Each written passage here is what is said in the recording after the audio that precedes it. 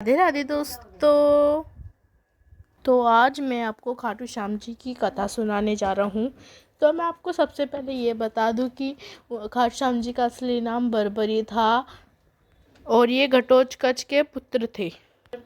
बरबरी को ये वरदान था कि पूरा महाभारत का युद्ध वो अपने 3 बाणों से ख़त्म कर सकते हैं। अपनी माता को उन्होंने ये वचन दिया था, जो हार रहा होगा मैं उनकी तरफ से लड़ूंगा। यह सुनकर भगवान कृष्ण ने एक लीला रची। वह एक पेड़ के पास खड़े हो गए कि मैं तुम्हें महान योद्धा तब मानूं। तो भगवान कृष्ण ने बोला बरबरी से, जब तुम इस वृक्ष के सारे पत्तों को एक तीर से भेद करके दिखा सको। फिर क्या था, भगवान कृष्ण जी की आज्ञा का पालन करते हुए बरबरीक ने वृक्ष की ओर तीर को छोड़ दिया। जब बरबरीक का एक तीर सब पत्तों पे लगा तो पत्ते नीचे गिरे। एक पत्ता छूट गया, जिससे पत्ते को भगवान कृष्ण ने अपने पैर के नीचे छुपा लिया। सभी पत्तों को भेदने के बाद वह तीर अब श्री कृष्ण जी की तरफ जा पहुंचा, क्योंकि उन्होंने अपने पैर के नीचे पत्ता छुपाया था। तो बरबरी ने बोला, प्रभु आपके पैर के नीचे एक पत्ता है, तो कृपया करके उस पैर को हटाइए। बरबरी ने बोला कि मैंने उसको तीर को आदेश दिया था कि मतलब तो पत्तों को भेदने के लिए, आपके पैर को नहीं। तो भगवान चकित रह गए। बरबरी की हारते हुए पक्ष की सहायता करने की घोषणा से कृष्ण जी चिंतित हो गए। ये भगवान समझ चुके थे कि बरबरी बहुत शक्तिशाली था।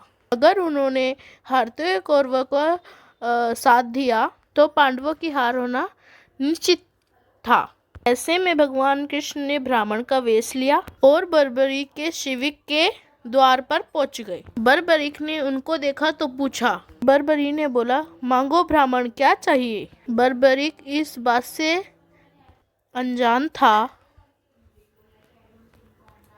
तो ब्राह्मण रूपी श्री कृष्ण जी ने यह कहा कि तुम जो मैं मांगने वाला हूँ वो नहीं दोगे।